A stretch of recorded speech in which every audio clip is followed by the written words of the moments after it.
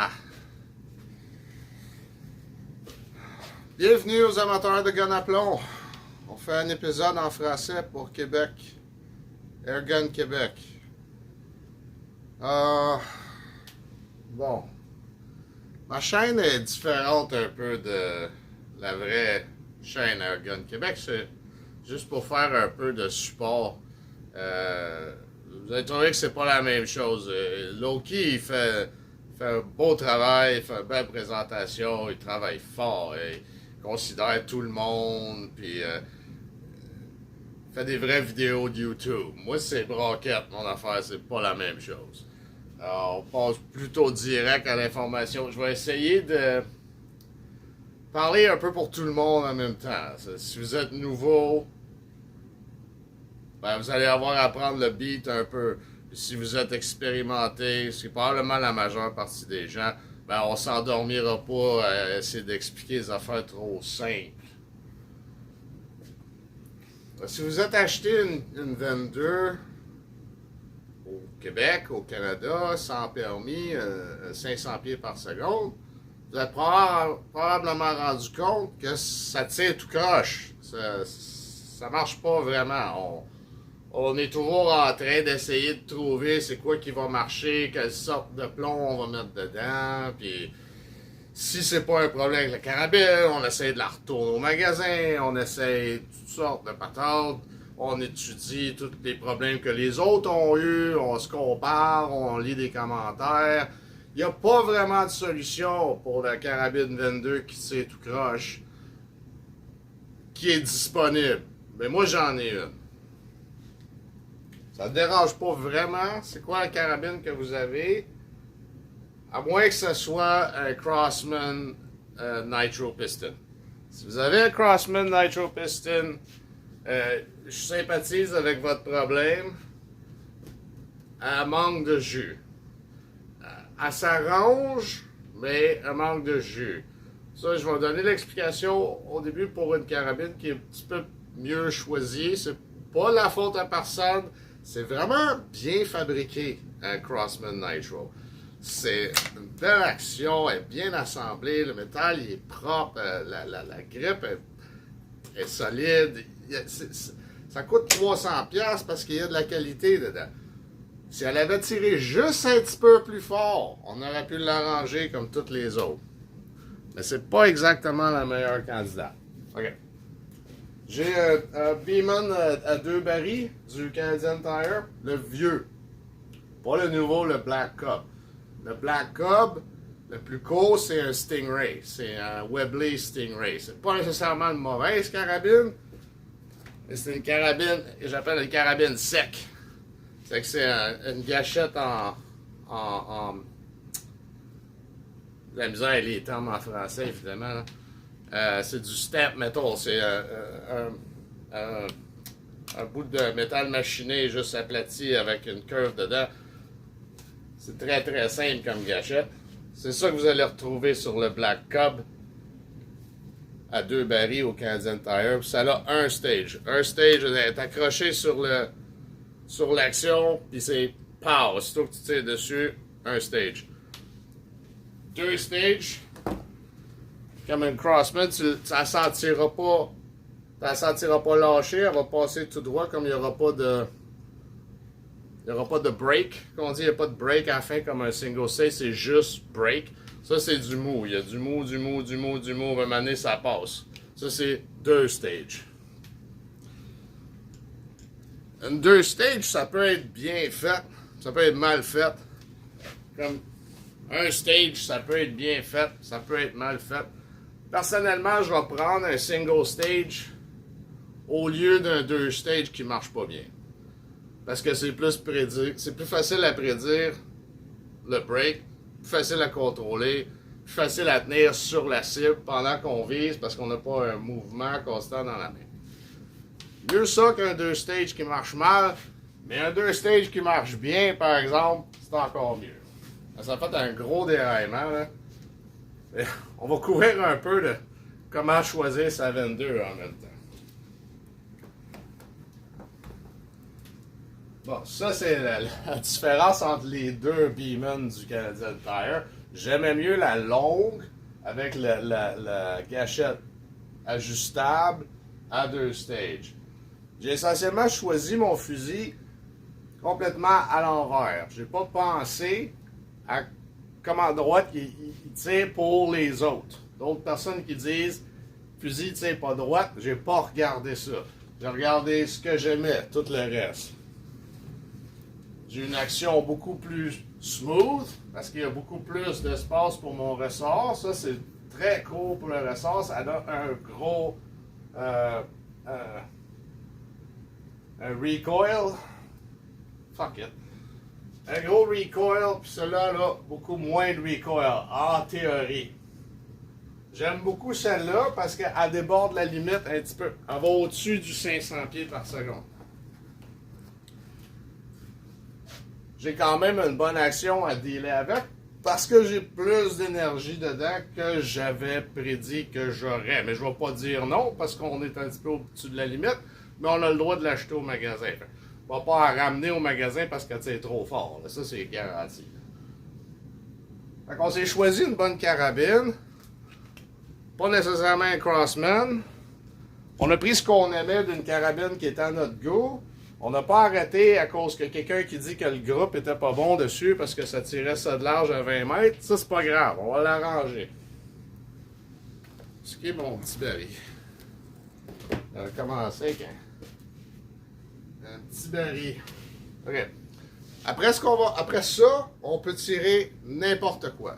On peut tirer le plomb qu'on veut, des plombs cheap, des plombs fancy qui coûtent cher. Ça, c'est du 1.177.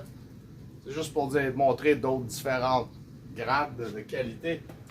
Mais ça devient plus un problème.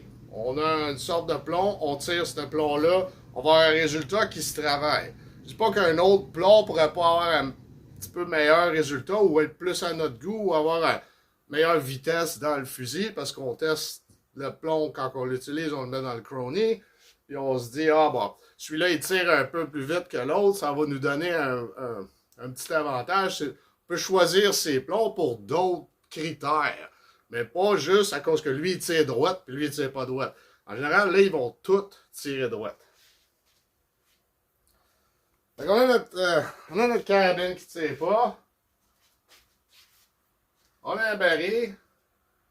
OK? Ça, c'est le bout du baril. OK? C'est une carabine 22, ça. C'est le restant de celle-là. Qui était ici. L'enlever. Parce que le Crosman, c'est un autre fixe. Dans un étau, bien installé, si vous pouvez enlever le baril, celle-là, le baril s'enlève. C'est super facile. Autrement, faites de la place. Mettez quelque chose de confortable dans votre étau. Moi, je mets un gant en cuir qui tient le baril au lieu de l'écraser dans l'étau. Vous allez trouver votre façon de vous installer. Ce que ça prend, c'est une drill, un quart. Un quart. On va pas plus loin que 2 pouces. On peut faire 1 pouce et demi, on peut faire 2 pouces. J'ai essayé 2 pouces et demi. Celle-là, elle a 2 pouces et demi dedans. J'étais rendu proche de perdre le centre de mon baril.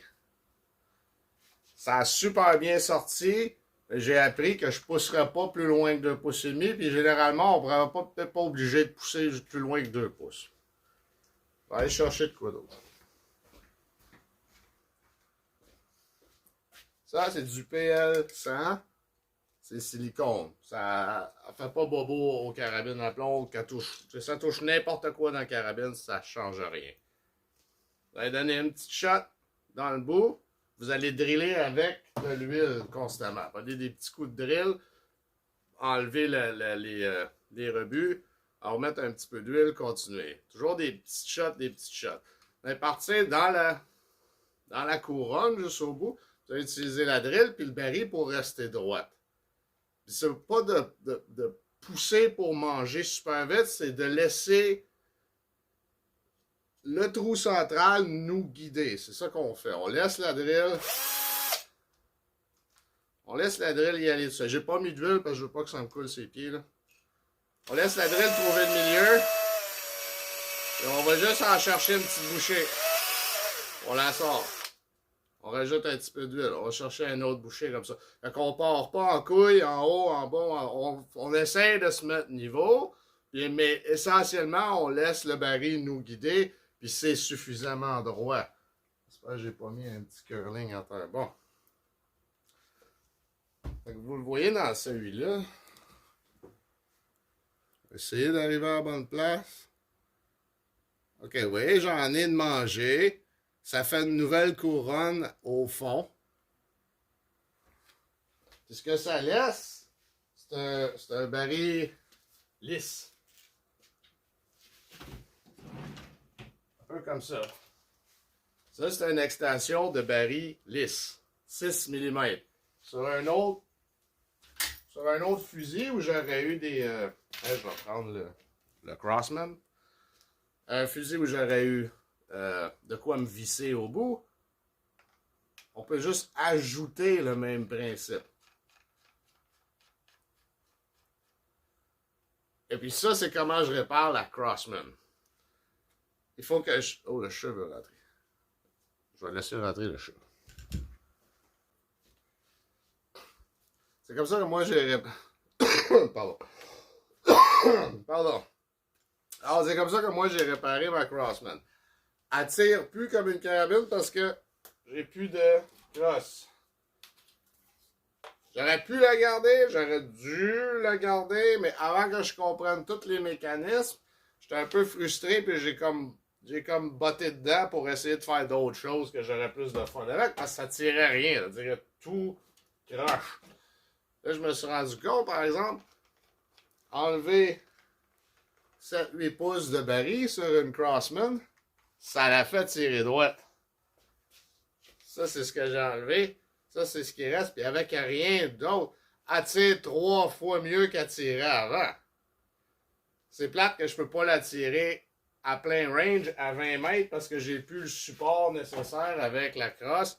J'aurais été très curieux de l'essayer comme ça. La crosse, coupée, rien d'autre. Là, l'essayer à 20 mètres avec le support, on aurait été peut-être très surpris. Fait que la Crosman, j'irais plus comme ça. Si vous voulez commencer par garder tout le baril, en enlever 2 pouces à l'intérieur, tester ce que ça donne, ça serait intéressant d'en entendre parler. Puis si ça marche pas, ben, tu enlèves une section, tu refais une couronne, juste gratter la fin avec une drill, là. C'est comme ça que je l'ai refait, ça marche. Pas une plus grosse drill, mais tu fais juste fraiser le bout avec pour refaire une nouvelle couronne. C'est ça qu'il y a comme couronne pour celle-là. À tes droite, pareil. Ça s'arrange une 22. Ça tire droite une 22. Puis si t'en prends une qui pousse un peu au-dessus de la limite, ben sérieux, là, t'as de quoi travailler. Une belle carabine avec pas mal d'énergie, qui tire droite, qui tire tout ce que tu veux, qui tire même des affaires fancy, des plombs de chasse, des Crosman Gold Tip, des Penetrators, je vais vous montrer un Penetrator.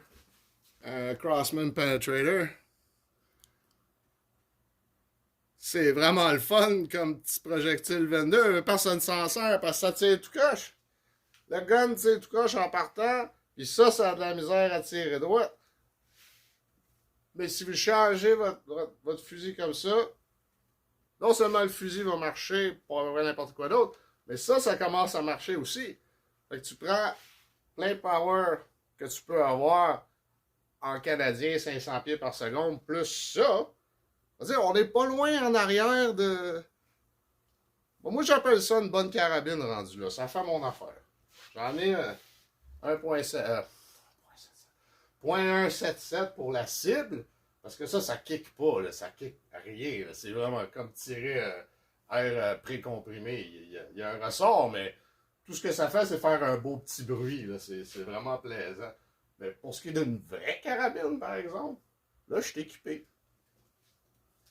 C'était mon épisode, les enfants. À la prochaine. Merci. Bye.